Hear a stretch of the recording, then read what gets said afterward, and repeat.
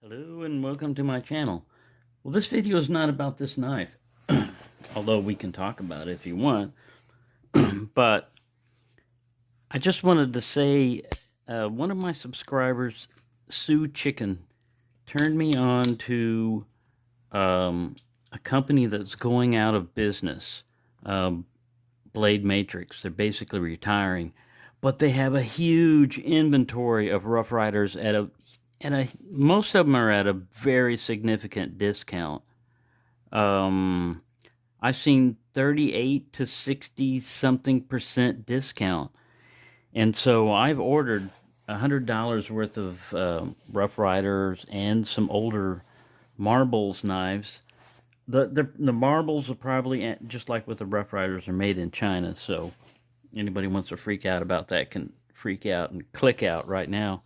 But the thing about getting older Rough Riders is you usually can only find them on the secondary market.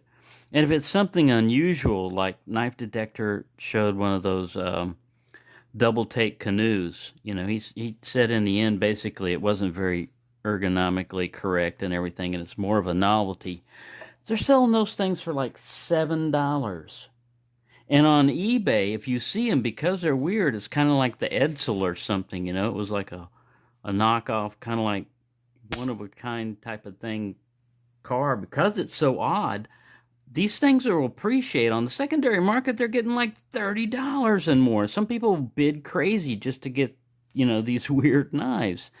And maybe they even know that they're not ergonomic, but it's just the hype that drives them. Anyway, the main thing is you can pick up a lot of Rough Rider knives while they're still in business. Now, the other night, I went up on the website, and everything was listed as zero. You look at the manufacturers, and it's at zero. And even my wish list, which I had at the time 69 knives on the wish list, that was gone. It says you have no knives on your wish list. And I went, what? So I sent them an email or through their site and said, "Is there something wrong with your site because you have nothing listed there?" And I thought, "Oh crap, I was too late. I got one order in, but I didn't get as many knives as I wanted to get because, on my budget, I can't afford a lot of knives." Well, with Rough Riders, it's fairly inexpensive even at the retail price, but when you can get a big discount on them, and when they're the rare ones, well, man, you're jumping back in time. Basically, you're able to, my Jeep's doing a wheelie back there. I'll bring him up here. Uh, it's you're basically going back in time and being able to purchase these things at less than you could have bought them at the time. So it's a really huge value. Now you're going to deal with the older Rough Riders, so they probably won't have half stops and stuff like that. But some of them have got really great tang stamps on them, like the horseshoe, and then there was one with the anvil, and then one of the best ones they had was right through here. It would be in script, and it said Rough Rider, with an eye, like I guess this one does, but it would script it out instead of, what does this one got? Yeah, it's just stamped out. See, it's just like a stamp. Well, that's okay. I mean, it's easier to read, but like somebody scrolled it out in hand script. I think that's cool.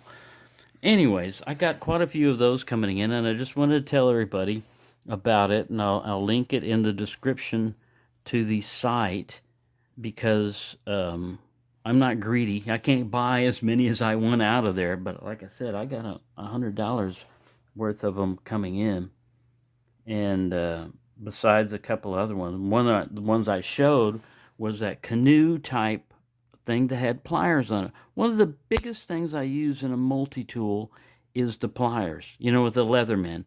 I use the knife every once in a while, but when I was carrying it, the main thing I was carrying it for was the pliers.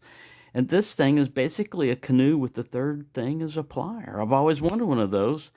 And when I would find them on eBay, it'd usually be in a bid, and people would go crazy. They'd bid like $20 or $30 for them, and I don't want to pay that kind of money for something where the pliers might be crappy, Anyways, what I did was I got two. I got the amber bone and then a kind of a jig bone. I think it was like a jigged amber bone or something like that, or maybe in a red bone like this. But they're like $7, man. I mean, this is like steal prices, like you just robbed somebody, like somebody that maybe their mental faculties weren't all there and you just took advantage of them. But no, they know what they're doing. I mean, they're just discounted to liquidate their inventory, but man. So what I'm saying is, I'm spending a lot of time saying it, is just basically rush over there. So also I'll do a face reveal for you. This is me when I was graduating high school. Dun, dun, dun, dun. Yeah, these are some really old ones here. This is when I was in San Antonio with my first wife. Again, San Antonio. This was England. 1980 something. This was in the Air Force, Barksdale, I think, Louisiana. 79. Inside a B-52. Colorado. I can't place the time, but it would have been in the 80s. Me, my mom, and my dad. Oh, it's got a date on the back. This one. No, it doesn't. This one says 91. This is when when I thought I'd go camping. And I had 60-something pounds worth of pack and everything else. And as you can see, this is not a level route. This was Los Maples National Forest. When me and my first wife decided to go camping, and I found out, man, a mile can make a difference. See, I was back in the knives way back when. This was England, 1980. Got a brass knucks, a dagger. All these things were illegal. I usually carried. I mean, so I violated all kinds of laws before. San Antonio. Let's see. I was about 20-something. Maybe 30. This is also San Antonio at the range. 357 Magnum Ruger shooting. This was Albuquerque, New Mexico. Or Balloon Festival. First wife. Me, basic training. That's my dad. Look how skinny I was, man. God. I've gotten a little bit bigger than that, but I was never a huge, massive person. Me with one of my first Korean girlfriends. I think she was Japanese. Air Force. B-52, working on it. That's a G model. This is the Bay Area where we had our heavies. You can see we got a toolbox out there. Those things, man. Later, after I got out of the service, they developed a little cart that would go up there and pull this thing down. But you had to manhandle that thing. And there were two handles on it. So basically, two people had to get it. And you're basically tipping it as it comes out. And the thing weighed like almost 200 pounds. It was like 150 pounds each transmitter. Crazy. This is me in basic training. Keesler Air Force Base, Mississippi. Probably 75, 76. This is some of the crap I worked on. Electronic warfare jamming pods. I was in England. I can't place this. It's San Antonio. First wife again. I was married to her for 12 years. Electronic warfare. That's right after I got out of the service. This is my house. This is kind of an ironic picture here. I had a second loan on my house, and Wells Fargo Bank was it, and this is it directly over the house, kind of like prophetic. We will own your house. Yeah, you did.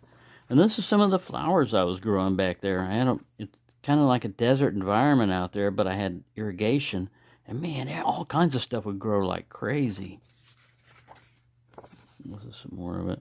I grew some catnip over there, which the local cats loved, and I didn't have a dog after a while, so it was like free zone for cats to come out and play with catnip and got chased around. Word got around. This is a range I used to work at, and the sign down here says, "Please do not shoot at the bowling pin or the table with rifles." Because it would just blow right through the metal. A pistol, it would deflect it. It had angle iron on it. This was a game you would play where you would have 5 bowling pins lined up. Here's one of the range officers with a pistol. That's the starting signal. And you'd be your gun would be loaded and at the ready position, and we'd start a timer when the gun went off, and you'd raise, and you had to clear the pins off the table. So you couldn't just knock them down. So usually 45s were better than 9mm on stuff like that. But that was a game we had at the range. There's my dad with Ginger. He used to say he hated Chihuahuas, and later on in life, this thing we all called her like our sister, because she got treated just like he treated her, just like that. This is me with all my Western wear. 1961. So I was born in 57. I was pretty young. Well, now I'm a motorcycle guy. Yeah, I'm a man of many talents here. Motorcycle, Western. There's me getting ripped on Coronas.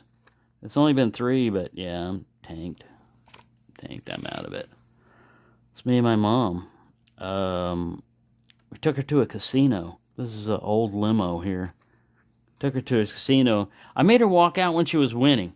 She had like 300 something. I said, "How you doing?" She goes, "I'm doing real great." And I said, "Okay, time to leave." "But I'm on a winning streak." And I said, "Yeah, you're always going to remember you won when you left the casino if you leave now. If you keep gambling, the house is going to get it back." And I had to talk her out of it. She had cups of, she was playing just slot machines. She had a bunch of them. I said, "Let me go cash this out for you." I said, "Mom, you need to leave. You need to leave right now." I was doing really great. She gave me crap about that. This is at the range. I'm shooting at 9mm Smith & Wesson. That's me. That's my mom, and this is a brother-in-law. I don't remember what year that was.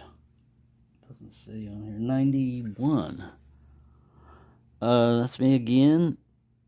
And by Colorado, there's this Indian dwelling up there that was in the cliffs. I don't remember its name. Lost Mesa or something like that. It's me being crazy. Look at this. I got regular camouflage on and a tiger stripe camouflage on. And then an OD t-shirt underneath it. Really camoed. Oh, well, there. We finally got to some knife. I still have this knife sharpener. This was my kind of like stuff that I had in England. I self-camoed an Ontario Air Force survival knife. Ontario or Camillus, I don't remember which it was. And that's the sheath for the Gerbers in there. You just can't really see it. And throwing stars and nunchucks. I guess it would be hanging like this. Yeah, because there's a clip on there. I think that other one's a strop laying there. But yeah, I wasn't any good. Anyways, I just wanted to tell you about that, and that's what I did for my kind of like blade show type of stuff, was I went in, and because I couldn't afford to spend like $4 or $5 grand, because besides wanting to hang out with the people, you'd see knives that you only available then that you would want to get, and yeah, it'd wind up costing you way. I just don't have that money. I just don't have that kind of money, and I'm not really upset about it, so. Anyway, that was a little home movie type of stuff. Ooh, let's see what this last one is. Oh, it's all blurry. Alright. That was all blurry. That's San Antonio. That's what the AR-15 that I built. Everything from the receiver, put all the parts in, to torquing the barrel in, to everything. Built that whole thing up as a competition rifle. It did pretty well. Anyway. Thank you for watching, and have a nice day.